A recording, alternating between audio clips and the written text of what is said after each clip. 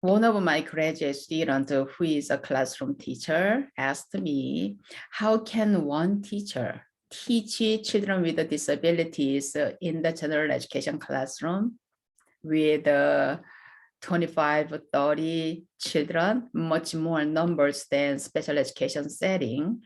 And they already have diverse, diversities. So we say, people say, one kindergarten classroom, we have 3 years old to 8th grade level readers. So that much general education classroom already have enough diversity there. And these diversities are, based on the prior knowledge, that's a nurture by nurture, right? And then child birth nature, that is, we call it intelligence. So functional intelligence, intellectual abilities. So these two nurture made them have a good prior knowledge. That means a lot of experiences and life experiences by their parents and or previous schooling. They have these children. And then the other side, the child has very strong, solid cognitive potentials and functional intelligence, intellectual abilities. So these two combined together, they come to schools together, right? So classroom teachers consciously, they know this. They know, one kindergarten classroom, we have 8th grade readers, level readers, and 1st grade, level readers, and we barely have, any necessary basic vocabularies. Some children don't have it, so it's like almost a 3 to 4 year old, vocabulary levels, language levels they have. So they already know all these diversities, and then the law. Elementary and Secondary Education Act, that law already defined teachers should be able to provide differentiated instruction. So it means it's not just inclusive classroom with exceptionalities. It is just basically general education itself is already like every child needs individualized education. So this, it is really tough because in the past, our one-room school, we had a one-room school, and then that teacher was the teacher, just very versatile to teach it and know everything like encyclopedia. That children knew that. And then those children had much less stimuli in home area and just neighborhood area and community. So when they come to school, pretty much more children are attentive and then listen to the teacher. And then, whole community, it's not just a neighborhood was really like a big, like these days, but they are just pretty much more like a communal society.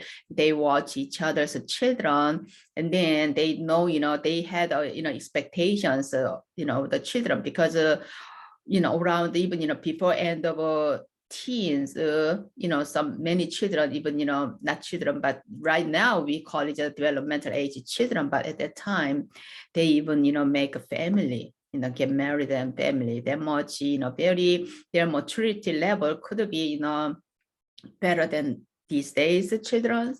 However, number one, the most important part is the perspectives. Even though teachers know this diversity and diverse, children's, levels, based on their nature and nurture.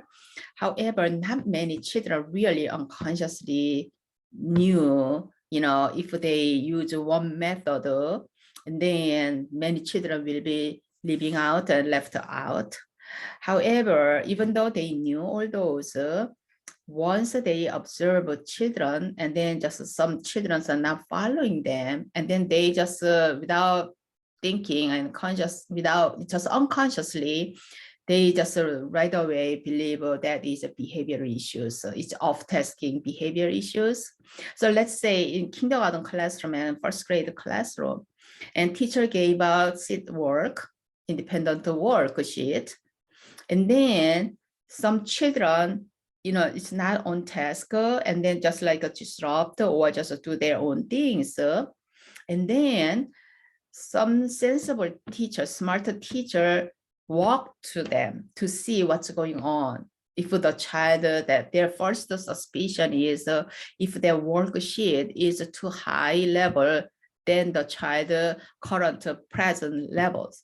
So they go check and then they find the child is not on task, and then just go encourage it. And then child usually just adults comes and then child just try to just like, be good and just try to do. So just, okay, John, can I see you? If just, I want to make sure, you can do it and you are on track.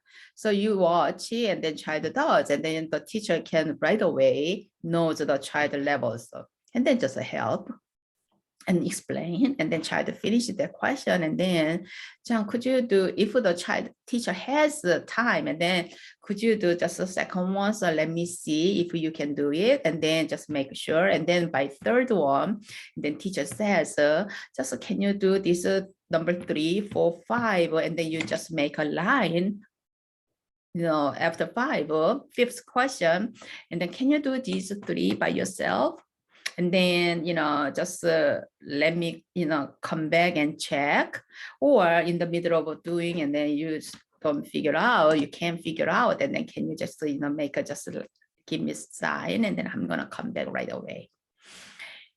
And if the teacher, smarter teachers, good teachers already know, how many children are in this level and that level. So they usually get those children, 3, 5 children around the one place.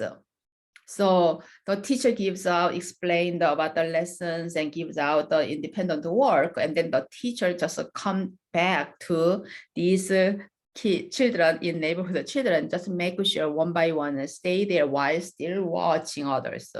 So we call it a multitasking, right? It's a multitasking teachers.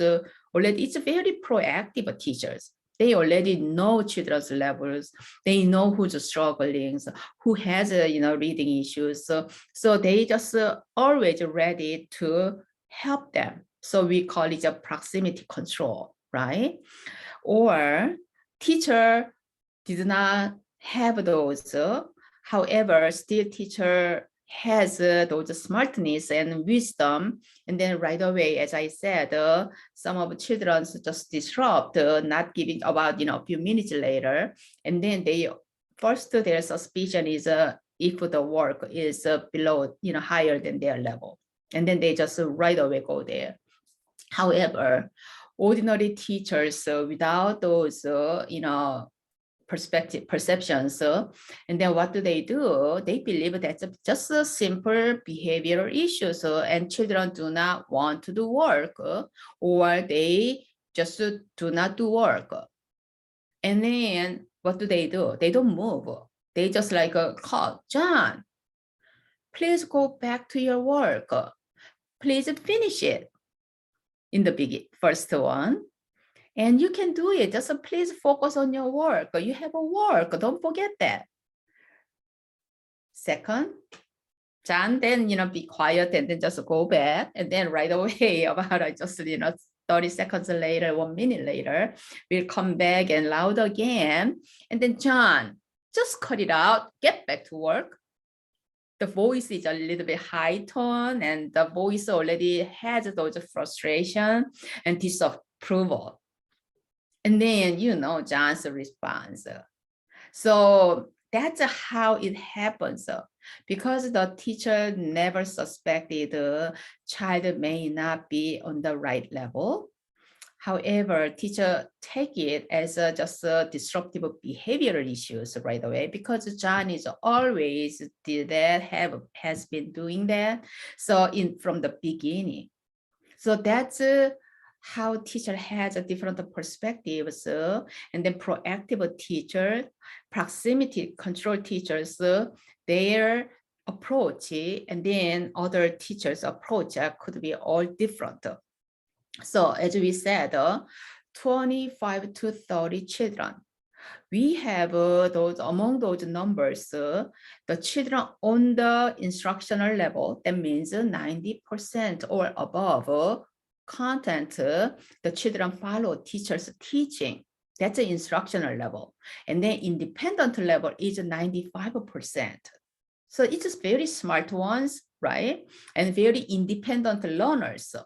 And these children actually don't need that teacher's attention that much because they have already sufficient. They have already their own ability to do that, right? Let's say that's about 25-30% of children in the classroom. So, and then those medium level children is based on the work and instructions. So think about that. After 90% instructional level, and then below levels are all frustration levels. So that means, let's say about 70 to 80% of children inside the classroom, so they have somehow at-risk situations. It is based on what types of subject areas you're teaching, what kind of content you're teaching. So teacher already proactively knows this, and then they prepare. And those teachers never sit down after giving out worksheets. They always stand up when children are around in the classroom with them. And that's children's time, not teachers' time. Okay, those teachers always stand up and walk around, and their eyes full attention on children. Their full attention on children. They never been distracted from children. And those classrooms don't have any issues. And these 25-30 children, let's say about just 20% of children or 30% of children from special education. And that means the children have disability labels. And then usually those children come with at least one paraeducator in the general education classrooms. I know, some these days we have many, just like a teacher shortages and just a school, staff shortages. Teachers are suffering right now, but it is very difficult. However, it's by the law. Children with disabilities come to inclusive classrooms, they should have a teacher consultant, at least just paraeducators come. And then many teachers leave these children to paraeducators at their charge. So whatever they are doing, it's not really like much related to what classroom, business, right, they are doing. So it is, totally different. So anyway, when teacher does, and then still paraeducators, there is monitors work. Their job should be monitors. And then their job is like more like supporting jobs. Not they should not work as a teacher and then just putting their own school academic content or just any kind of work for them. It's not. That's not inclusive classroom. That is just making island inclusive classroom, and physically you are included, but it's not inclusive education. So we don't say inclusive classrooms, we have to say inclusive education. So anyway, these teachers, how can one teacher teach children with disabilities in the general education classroom with already enough diversities there? And as I said, only proactive teacher, the teacher has already, has those perspectives, and then that means they are ready. They are ready to teach them, and then they know these children's work, the work levels and academic levels, and then they make a separate, worksheets, or they could modify worksheets. And they always, teachers' eyes on these children, help with, them, assist them, and then we call it hurdle help. When just, runners, when they just for the, motor physical agility, they practice that, right? So they could jump over, hurdles, and then, they could move on. So that's the, one thing I want to share with these questions. Okay.